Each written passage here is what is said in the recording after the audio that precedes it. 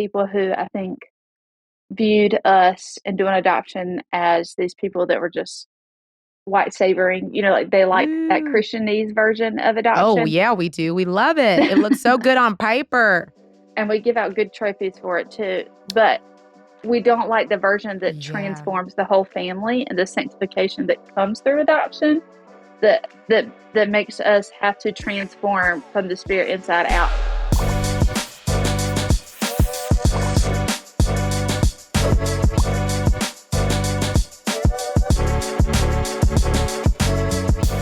Hey, y'all, what's up? It's Toni, and I'm so excited because we are on another episode of the Still Coloring podcast, and we have been talking about a really hard thing, which is little kids with big feelings, okay? Because, like grown adults with big feelings, like, we can kind of get it under control, but little kids with big feelings, it's just like I don't know, like a little hurricane that just, like, ruins your whole house, okay?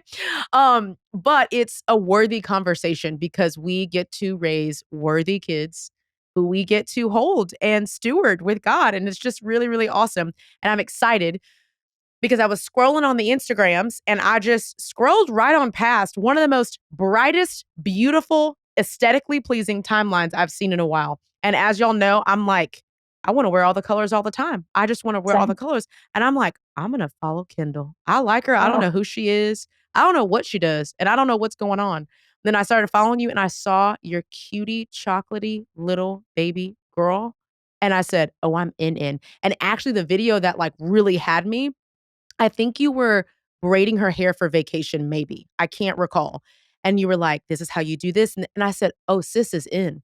Sis is in. She's like, I want to get this right for my Black daughter. I'm down for the cause. And I said, oh, I'm in.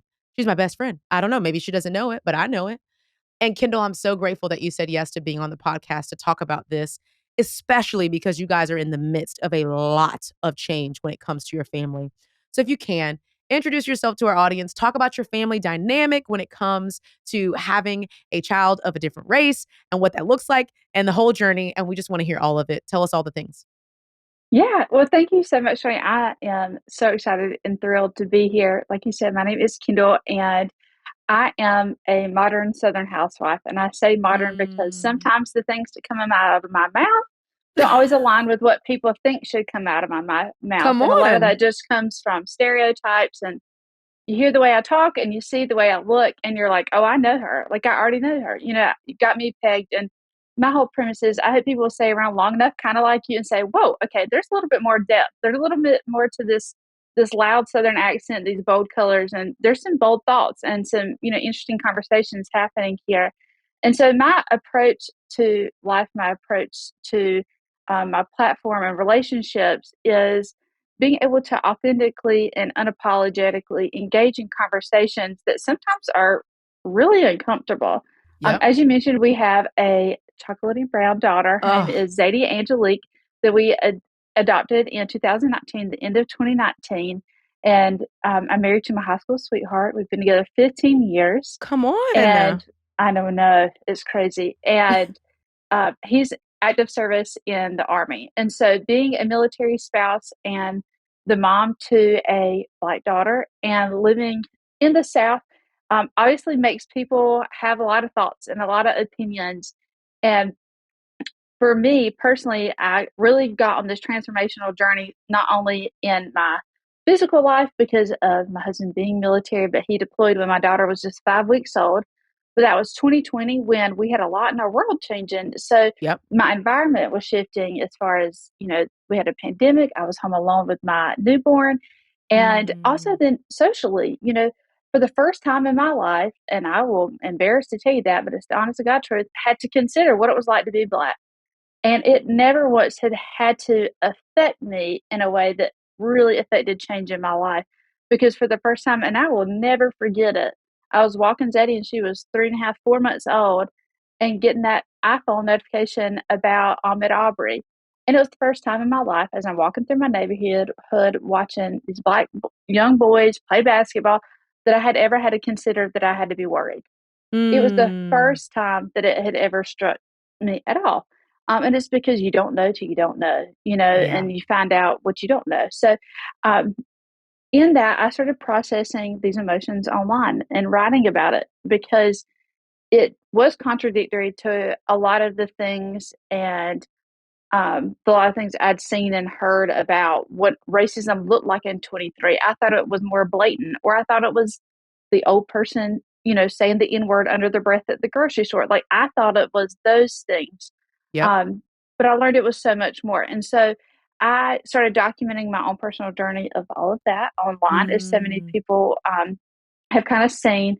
And that's when full time content creation kind of shifted into my career because, once again, it's this contradictory thing of here's this girl that I jokingly say kind of looks like a Fox News anchor, Yep. but at the same time, I was coming back and saying, wait, wait, wait, like that's not okay. This is not, we're not listening. We're not saying, how do I use my platform as leverage? Privilege is such a real thing, and started having conversations around books like White Fragility.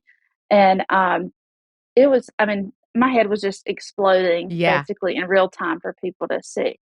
So, in that, and having a small child, you start to think about all the ways parenting comes into play outside of just the racial conversations, but ways like our emotions, are affected, and how, especially as someone like me who's neurodivergent, sometimes has a hard time with my own emotions. So I don't want to project that on my daughter. So Yeah. really getting in the trenches and doing the work now so that Mm. my daughter is able to be raised by the healed version of me and the mom that Ooh. is working, and not the mom that is just dumping more trauma on her that she's already walking into. Well, this is freaking amazing right now. I just well, I'm just so excited because we've had a lot of conversations this season with so many incredible doctors, child psychiatrists. I mean, the list just goes on and on and on. And I love this conversation. It's one of the reasons why I've leaned into I'm like, gosh, I want to get her on. I want to get her on because we can talk about feelings generally all day long, right? Like we can like kids get mad, they get sad, they get embarrassed. Embarrassment is probably connected to shame and fear and overwhelm and all the things. Like, sure, we can talk about it. But the very real dynamic in America when it comes to race is another level of this privilege that we get to raise children and emotionally healthy, stable children that we have to address. Like, it's not enough for us just to talk about emotions generally, and that's just fine. But there are real dynamics. There are dynamics of being a single mom. Like, my daughter doesn't probably even know she's 9, but when she was 1, I got a divorce, like 1 years old. And we lived, just me and her, and there was a time when we had a two-bedroom, but I couldn't afford it, so I had to have a roommate stay in one room, my daughter had another room, and I slept on the couch, like, those are things that we have to process through that are situationally impactful, and this is another one of those. Adoption in general is a really hard thing to process through. That stacks up on the feelings of kids. My husband's adopted him and his twin sister, and that's like a whole nother ball game, and even between the 2 twins, there's a different dynamic of emotions when it comes to their adoption. One processes it one way, the other one processes it another way. And so I just want to commend you, Kendall, and I want to make sure that the listeners and watchers know like this is a conversation to be had that we really do need to get right. And then of course I just want to publicly commend you for being like I want my daughter to be raised by the healed version of me. That one resonated with me in a way that Mm, just I almost started crying. I've cried on almost every episode, so please excuse that. But I wanna get this right as a parent, and I wanna have really good right, conversations about it because I want other people to get it right too, you know?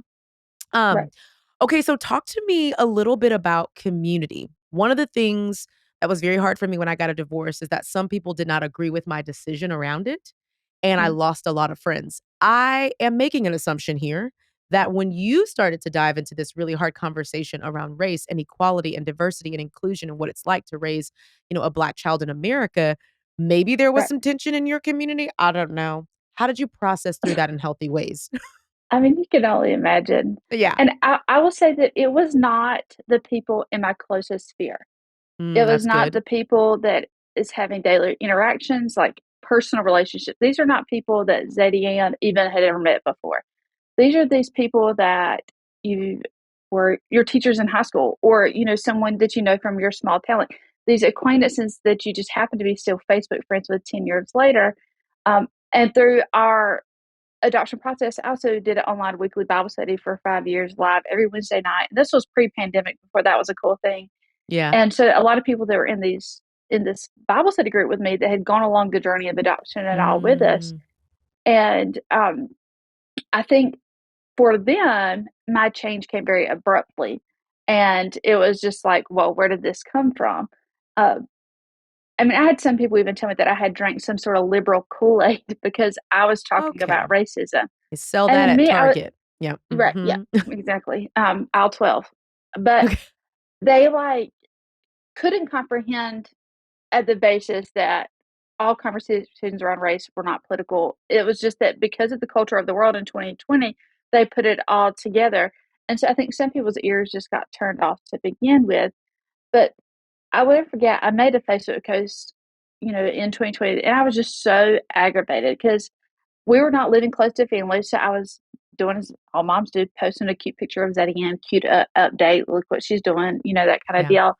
Yeah. And I would get several hundred Facebook friend likes. And this is a private Facebook page. This is not like my Instagram or anything. Yeah. But then I would post something about a helpful document or article about racism or open to the conversation about things I didn't realize. Like I made a post Yeah. about, growing up hearing some of my parents, say they couldn't date black guys, but they could wear their names on an NFL jersey. Like you like Russell Wilson enough to wear his name on your back, but I couldn't date him. And like I was calling out some of these hypocrisies that sometimes you don't realize how dumb they are until you say them out Come loud. on. You're like, you would be okay with me, or as a grown man, you're wearing another man's name on your shirt, but you wouldn't let him her date. Like it just mathematically won't matter. And It so calling wasn't these things nothing. out, Yeah. and people did not like it. And so I made the Yeah. statement like, if you're only here to support me and the cute pictures of Zadie, but not support the conversations around me raising her, then we should no longer be friends. And I kind of went on a deleting spree, and kind of did this correlation analysis. Okay, who are the people that are clearly sub messaging about my post and aren't responding to them and aren't even trying to engage in the conversation? Because there were some Yeah. people that would say, hey, like I understand what you're trying to say, but this is what I'm Yeah. having a hard time with, Yeah. especially when it came to racism. And some of those conversations were very valid, from people that were like, I don't understand what you mean by talking about, society's racism that has to do with, laws that date back 50 years and why people couldn't get loans and why gerrymandering's still a thing. Like they couldn't wrap their hand around that because they were also born poor. They were equating privilege as a wealth thing and privilege as an opportunity thing. But these were people that had to pull themselves up by the bootstraps. They had to figure Yeah. things out. And I said, I'm not taking away any of your hardships. I Yeah. am not saying that any of those things didn't exist and you did not go through your own hell or your own trauma. But what we have to acknowledge is the fact that you were black was never also a factor. It wasn't the added layer. So if Yep. you had the money, if you were able to save up the money, work for the money to go buy a house, you could go get a house because you were white. It's simply the fact that a guy that was your same age that had done the same thing, that worked the same job, he literally just could not, he legally could not. And how generational wealth wise, that still is going to play an effect. That was only two or three Yeah. generations ago. That's a That's our hindrance. parents' Yeah. generation. Yeah. And so these conversations about how they still affect today, why we need to acknowledge and why we need to push Yeah. back against, you know, different things, not even when it comes to politics, or just question why is it a thing, and have Yeah. conversations. But even within the church, it's such a let's not touch it with a 10-foot Woo. pole conversation Yeah, because it's so honey. uncomfortable. Yeah. But I'll commend my little small town church that I grew up in here. At the same time, um, the ladies at the church, and particularly some of the older age, 40s to 60s age, that aren't typically the socially active, Yeah. group that was pushing along these conversations. They decided amongst themselves to do the bridges study, and talking about how do we be a Yes. bridge Be between the these, obviously, bridge. which I know you love. And so I do. I think that was a big jump off Yeah. in our physical community, but the digital space, there was certainly a big divide between people who I think viewed us and doing adoption as these people that were just white savoring, like they liked that Ooh. Christianese version of Oh, adoption. yeah, we do. We love it. It looks so good on paper. And we give out good trophies for it too. But we don't like the version that transforms the whole family and the sanctification that comes through adoption. That that makes us have to transform from the spirit inside out. And let Yeah. me tell you, it was not comfortable. It did not feel Well, good. that's what I was gonna ask, like, I mean, first of all, I get anxiety when people are just judging me by how I parent because I put my kid on a schedule, and, like, all Right. that energy, especially as people on Instagram who have lots and lots of followers, like, it can be overwhelming. How did you manage your emotions when it came to all that negative energy online? Like, how did you shut it off so that you can keep showing up for your daughter? Well, as things kind of progressed in 2020, Yeah. and my following started to grow, and it was going from 3,000 to like 10 or 12,000. So it wasn't Yeah. anything huge. And Mhm. had like a couple 100,000 on TikTok, but it once again isn't what it is now. My own Bible study group was growing and it was doing great. And, we were having some conversations in there, but Yeah. it started to almost turn on itself. We had a few bad Mm. apples that would say, well, racism just doesn't exist and wouldn't entertain the conversation.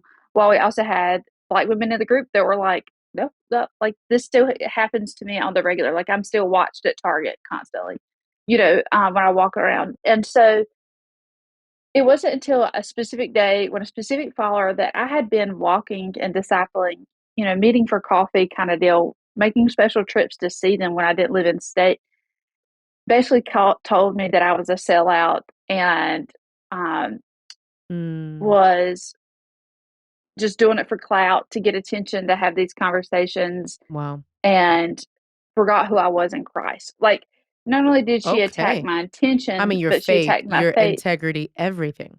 all of it Wow. in one post. And then, of course, there was a handful of people that liked it. And this was in a Bible study group that I had been a part of, created for 6 plus years. And I would never forget the day. And I was just like, I can't. And so I prayed about it and talked to a mentor and decided that if this was going to be part of my cause, having these conversations and my purpose, then it was okay to take my faith back privately. And so Ooh, I decided that in this season, particularly then, that my faith was something that had to become my faith again, and they weren't that's allowed good. to pull from my faith. That's And I really think good. especially as women, we hear the analogy of pouring from an empty cup and we just pour out for other people. And I was pouring out all my emotions of what I'm going through in this transformation. I was pouring out all of my knowledge and these exegeses. I was planning all these Bible studies because these Yes. were not. I did not do these fluffy like make you feel good Bible studies. Like Like, we you were were. in the word, honey. We was Oh, unpacking Leviticus, oh, okay? The oh, altar of God. yes. I mean, we would spend an hour going verse by verse, Ooh, that's good. you know, one chapter at a time. Like if this was not your mama's fluffy Bible study to make you feel good. And um I was just poured out, not to mention my husband was home from a deployment. I finally decided to get on medication for my ADHD. There was just nothing left of me anymore. And I needed Jesus to be Jesus for me, and I needed to stop being Jesus for other people for a season. That's And, good. that was hard though, because I felt like Yeah. I had failed. Well, it's I like felt 6 like I had failed years. my Yeah. people. Yeah. Yeah. And it was just a reminder that sometimes it's okay to hit pause. Like, you don't have to hit quit. You don't have to say I'm done forever, but I had to take pause because the emotional toll of the comment section was for the first time ever affecting me. Yes. And then to have people that I actually had personal relationship with come after me, that was Yeah. just the It last was the straw. line. Well, that's what it's interesting because we love to show up for people that really sometimes won't show up for us, and it's like Mhm. this spiral because 'cause I'm an achiever, and I have had a lot Girl. of issues with people pleasing, and so it's almost like the more they hate me, the more I try to, like, show up for them and, "Let me help you, let me show you that I'm Mhm. actually worthy of being loved, and you don't have to be mad Yeah. at me," and it's like, I am exhausting the energy that I should be giving my family. What am I Oh, doing? 100%. Oh, it's so crazy. Okay, I have a story that I wanna share with you, and then I wanna get your opinion on it. I had a really good friend. She's a really good friend now, but she was a complete stranger, move into the same, neighborhood as us, and she is so incredible. I love her so very much, but white family, adopted 2 black siblings, and her daughter was still super young, and we started hanging out. We just kinda ran into each other at the clubhouse, and, she said, "Hey," she texted me, she said, "Hey, I'm really, really grateful that we met you. My daughter was so excited to see you because for the first time," she said, "Oh, I think I could probably be a mom." And she was like, "What do you mean?" to her daughter, and she was like, "Well, if Miss Tony's a mom, then I can be a mom. And she started Mhm. realizing that her daughter had believed that only white women could be a mom Mm. because that's all that she's seen for so Right. long. And they had purposefully moved into our neck of the woods because they wanted a more diverse environment for her daughter. And she was just so Sure. grateful because it was affirmation that, oh my gosh, this was a good move. My daughter didn't even believe that she could be a mom because she'd not Yeah. seen a black mom before. Yeah. And so I'm really proud of my friend because she's having these conversations, she's pressing in. I'm wondering how parents of an adopted child or, of a child that's a different race than them, how do they balance these really hard conversations? I don't even know what I would say to my daughter if she's like, "Oh, I can be a mom." And I'm like, "What are you talking about?" Like, those are some really deep and intentional conversations. How are you having some of those hard conversations? Are you having them yet? Are you preparing for them in Right. the future? What's your thoughts around that? Well, I mean, those are obviously hard conversations, but if Yeah. if it is someone who's looking into adoption or someone who is thinks about they might wanna do it down the road, or they're entering into an interracial relationship, Yeah. these are conversations I think you need to have before the Mm. baby ever gets here. Um, Ooh. we were we were very blessed to have a counselor that asked the question to us, "Would you be willing to move zip codes so your child's not the only black kid in school if that was an issue?" Wow. Or the only black kid in your neighborhood, and it was an interesting thought to me because I grew up here in our small town and there was only one school, it wasn't like there was an inner city school and then a rural school like in a lot of other areas. There was one school. So my husband and I both grew up in very diverse schools and but it wasn't until I had to think about where we were in Tennessee, which thankfully in Tennessee we had a very diverse neighborhood. But I was talking to my assistant at the time and she was from Kansas and she was like, come to think of it, I think there was only one black kid in my whole high school. And I was like, what? Like it never What? crossed my mind that was probably a thing. Yeah. Um, but in having that conversation, especially as a military family that moves around a lot, it is a conversation that we have to have every time we move. Like, what is the neighborhood going to look like? Because it's like why we love having an open adoption. If we have done the work to make sure Zadie's questions are that she hasn't asked or already answered, like who's my mama? Mm. Where did I come from? Yeah. What does my family look like? Do I have siblings? If all of those questions are already naturally taken care of, it's less stress on her. Because can you imagine being 3 or 4 and feeling like you've got to get up the courage to ask, but why don't I look like you? Versus from the very beginning, we have talked about the beauty of her melanin skin and how beautiful she is and looks like Mama J, but Mm. she has brown eyes like her mommy and daddy, and like how God works Mm. all the colors together. And you know, all families don't have to match. And thankfully, Tony, I think the kids of this generation are so blessed in the sense that they didn't grow up nuclearly like we did, where like we Yeah, we were did. very much sold like this is what the Lever to Beaver family looks like. Like this is the Even Stevens The family. Brady This Bunch. This is the Cosbys, this is a Brady Bunch. This is how we Yeah. look, okay? Mhm. You're right, Yeah. exactly. Like, there was not an in between Wow, versus that's I good. even think about my nephew who's 17, like, it's very common for kids in high school to have always been raised by their mom, to been raised by, their mom and a stepmom and their dad. Like, to have these different family dynamics and for families to not match or families to not fit a specific equation.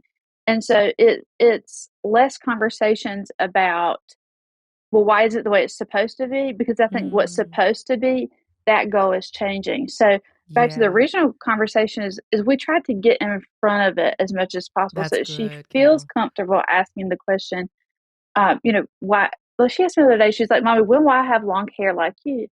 And I said, well, baby, your hair's growing every day, every time, we wash it, we see how long it is. And if one day when you're big enough and you want to save up your money and buy some extra hair, we'll make it even longer. Because my sister, who's also white, Kendall, I gets love that. extensions and we talk about it. Like Yes. it is, I maybe love it's my that. naivety, like, I don't know, or just my blondness, we'll blame it on whatever, but the bigger a deal you make it out to be, like, if Yeah, she wants to one day when she's ready and she wants to have her hair straight, or she wants it curly, or she wants to do whatever, we're gonna do it, like, that whatever makes her feel most confident, it's just my job in this season to take care of it and make her feel confident.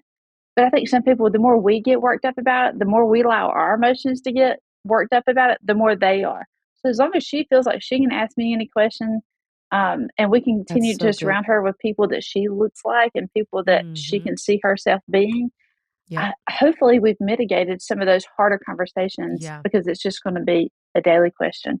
Oh, Kendall, let me tell you 2 things that I took from what you just said because I'm literally learning myself. Because you just never know. Like, my husband has a heart to adopt. He was adopted. Like, we we don't know what that would look like for us, you know? But one of the things I have heard you said and I'm taking from this conversation is to parent on the offense, not the defense. Like, if we can just get ahead of some of these things because we're intentionally thinking about the future of our kids, we're not just living for the now, processing for the now, but we're like the what's to come. Like that's just such a powerful tool. And then I want to comment on the last thing that you just said. You're like, I don't know what it is, naivety. I think it's humility. I think that's what you have. I think you're not walking around in this earth saying, I've got it all figured out. I know what to do. I know how to answer the question. I think you are expecting that sometimes you'll get it wrong and so humility says, I'm going to be as equipped as I possibly can. And that is freaking amazing. And I think that's like, if anything, like you have so many great attributes. Obviously, you're just like amazing. You can match really well. Like it takes me a little bit of time to figure out what colors go with what. Like you got all these great traits. You love your daughter. You're learning how to do her hair, but it's your humility and your kindness and preparation. That's, man, the best gift that she can have in a mom. Like that's, Oh, thank you. I just think that's really freaking cool. My Well, goodness. well, thank you. And I say it's like a small thing. You're like, well, if someone's listening and they're adopting, what's a small thing? Is Yeah. having that conversation about, am I willing to move? And I told a girlfriend that who was considering adoption, and she was like, we live on family land. We've built a house. We literally couldn't move. And I was like, then I say this with all the love in my heart, then you should not adopt outside of your race.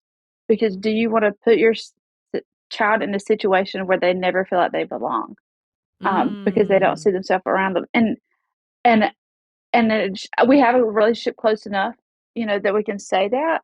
Um, and it's conversations that we've had with our pastor because I grown up with a predominantly white small town church. You with like I'm here to be a part of bringing in more diversity and have those conversations in our town.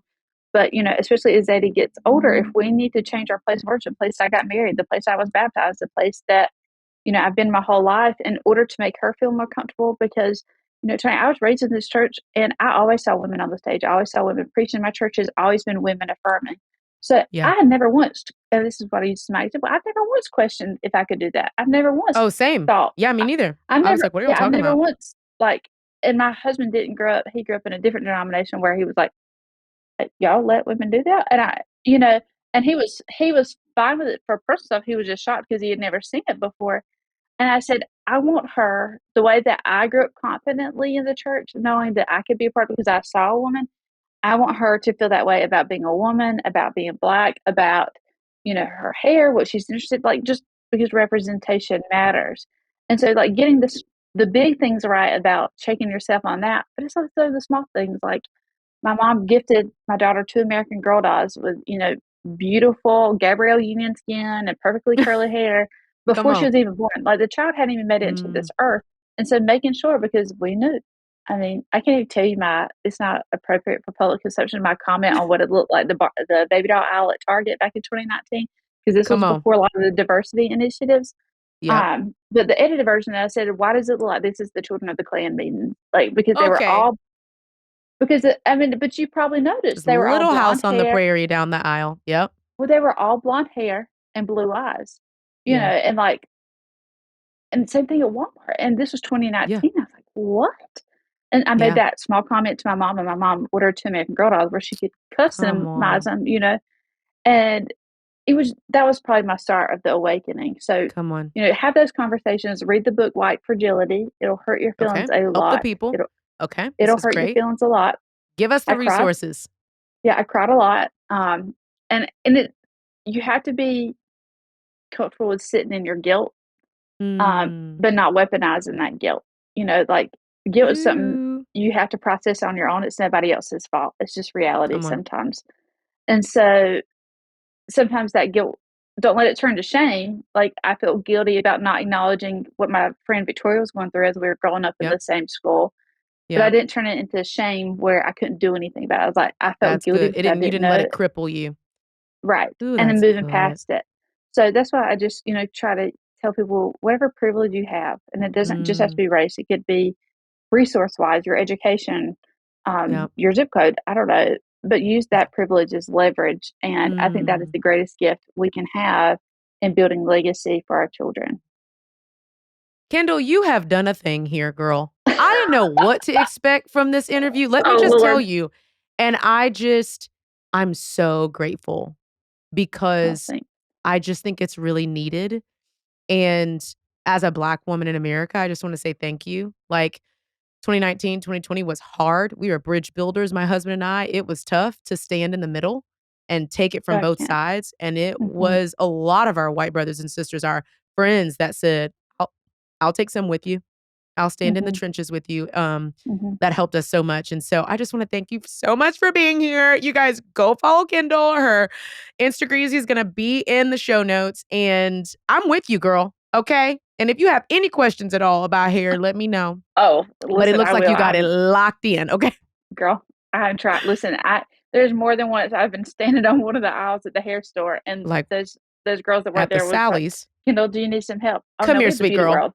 We Oh, had the beauty world, oh, you got the big one. and oh yeah, yeah, Sally's because Sally's don't have a lot for She don't 4C like, hair. yeah, We got to take it you're all right. the way.